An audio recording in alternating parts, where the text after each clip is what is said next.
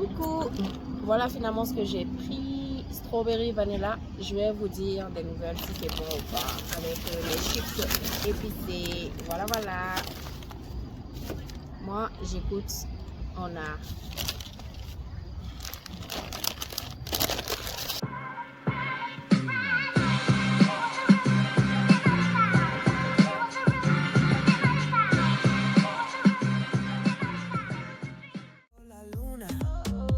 Calienta, siente la fortuna de sol y fuego, pasión en la arena. Tu movimiento es pura candela. Fuego, fuego en el corazón. Fuego mueve. Bonjour, nous voilà pour une nouvelle vidéo. Et après nos premières vidéos, on a eu des réactions de certains des internautes et des gens qui nous suivent et qui ont eu à regarder nos vidéos. Ils nous ont balancé leur histoire par mail bien sûr sur voisa2@gmail.com et celui-là m'a beaucoup marqué et je m'en vais vous la lire. Il dit: je vivais au Sénégal avec une grande maison, dans une grande maison familiale, pardon, où il y a papa, maman, les oncles, les tantes, les cousins, cousines et autres. On partageait le même toit, la même cour, la même cuisine. Et moi, depuis des années, j'avais un rêve, partir aux États-Unis.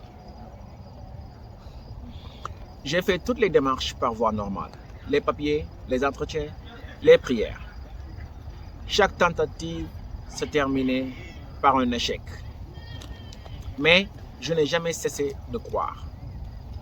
Et un jour, par la grâce de Dieu, alhamdulillah, j'ai enfin obtenu mon visa.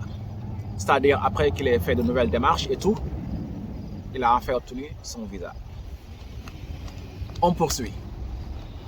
Mon premier réflexe a été de garder la nouvelle secrète.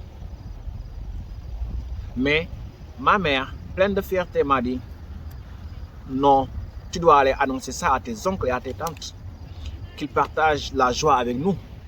Vous savez, comme dans nos familles, on essaie toujours de bien faire pour garder les relations familiales, pour qu'il n'y ait aucune...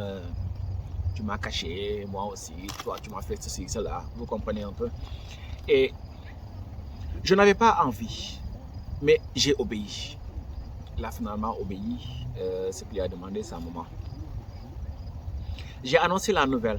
Certains ont souri, m'ont félicité, mais dans certains regards, j'ai vu autre chose, une jalousie cachée. C'est clair. Quelques jours plus tard, mon cœur a failli s'arrêter. Mon passeport avait disparu. Alors là, la jalousie s'annonce bien. Et on poursuit. J'ai fouillé partout, dans mes affaires, dans la maison, rien. Je croyais que tout était fini.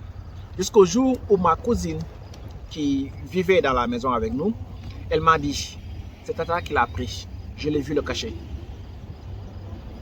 Intéressant. Qu'est-ce que je vous disais? Les personnes les plus proches là sont nos ennemis en général. Comment une tante peut faire ça à son propre neveu? Trop bizarre. Mais bon. Et il dit dans sa lettre: sous la pression, elle a été obligée de me le remettre. C'est comme ça que j'ai pu prendre mon vol avec le cœur lourd, mais déterminé, aux États-Unis. Et il dit: j'ai découvert une autre réalité. Les petits boulots, le froid, la solitude. Rien n'est facile. Mais j'ai tenu bon. Et quelques années plus tard, ma mère m'a appelé. Elle voulait que je fasse un geste. Envoyer un peu d'argent à ma tante, qu'on fasse la paix. C'est-à-dire à sa tante qui avait caché son passeport pour ne pas qu'il réussisse, pour ne pas qu'il aille aux États-Unis. Cette même tante. J'ai gardé le silence parce que Pardonner, oui. Mais envoyer l'argent à celle qui avait voulu briser mon rêve, non. C'est vrai que c'est un peu difficile de faire du bien après avoir subi quelques... Vous voyez, venant surtout de membres de famille très proches, c'est pas évident. Les gens pensent que l'Amérique, c'est de l'or qui coule des poches. Mais ici, chaque dollar se gagne avec la sueur, la fatigue, parfois même les larmes. Alors, jusqu'à aujourd'hui, j'ai refusé. Parce que je sais une vérité. Nourrir ton ennemi avec ton propre sacrifice, ce n'est pas de la paix, c'est de l'injustice. Et il poursuit. Voilà mon histoire. Elle m'a appris que le plus grand obstacle, ce n'est pas toujours avoir le visa ou partir à l'étranger. Parfois, c'est ceux qui vivent sous le même toit que nous. Voilà la fin de son histoire.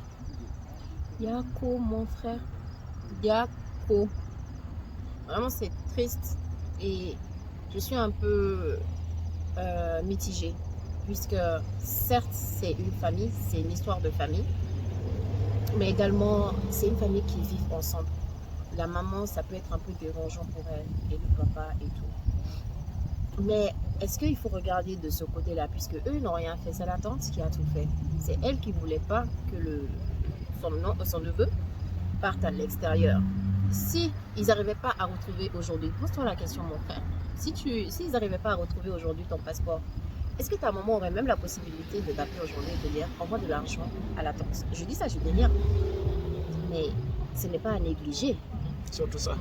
Est-ce que réellement, elle, dans son cœur, elle a envie de faire la paix? Est-ce que réellement, dans son cœur, elle vous aime toujours? Est-ce que cette jalousie, elle était juste passagère ou elle est omniprésente? Fais le geste comme c'est ta maman qui te l'a demandé, mais n'en fais pas une habitude. C'est le conseil que je peux te donner. Oui, je pense qu'il peut obéir à la maman et juste faire le geste. Ouais. Mais, je ne sais pas, je pourrais dire ne pas la garder dans son cœur, vu qu'elle ne priait pas pour sa réussite. Genre, ta propre tante, quoi. C'est inimaginable. C'est que chacun a sa chance dans la vie. Peut-être qu'elle va voir que elle, ses enfants n'ont pas réussi. Genre, toi, moi, mes enfants ne réussissent pas. Les enfants aussi de mes frères et soeurs ne vont pas réussir. Parce que je ne sais pas c'est ta tante de quel côté, mais peu importe. La famille, c'est la famille. Donc, cette jalousie, c'est une jalousie très, très, très mal placée. J'ai même pas les mots, au fait, pour l'expliquer. Je dirais que c'est une maladie, en fait. Et cette maladie, ça ne cesse de s'agrandir dans nos sociétés africaines. C'est très malsain. C'est ce mot que je cherchais. C'est très malsain. On se dit que pourquoi celui-là a ceci et pas moi? Pourquoi l'autre a ceci et pas moi? Pas mon fils. Pourquoi? Mais chacun avec sa chance dans la vie. On n'est pas né du même jour ou de la même heure. On n'a pas les mêmes étoiles. On n'a pas les mêmes étoiles, comme on dit. Et puis, vous n'avez qu'à vous juger par vous-même. Est-ce que tous vos doigts ont la même mesure? Et puis ça, moi je pense pas que Dieu va récompenser quelqu'un qui a le cœur noir et le cœur blanc avec les gens. Donc quand tu as le cœur noir, je ne vois pas ce qu'elle aurait fait là qui va faire que même si elle empêche son neveu de partir à l'extérieur, est-ce que ça va faire que elle, ses enfants vont partir? Genre moi je n'avance pas, toi non plus tu n'avances pas, mes enfants n'avancent pas, toi non plus tu n'avances pas. Là on voit genre ce rôle. C'est quel genre de méchanceté? Elle n'a pas pensé au karma. Comme on dit, la vie c'est un boomerang. Mon frère, pardon, c'est pas ta famille, c'est pas ta tante.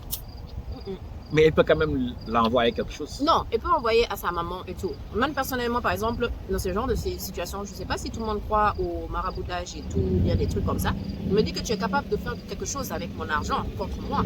Mais comme il envoie directement à sa maman et tout, ça c'est pas grave. Il lui envoie une fois, juste pour faire plaisir à la maman, parce que nos mamans nous sont très chères.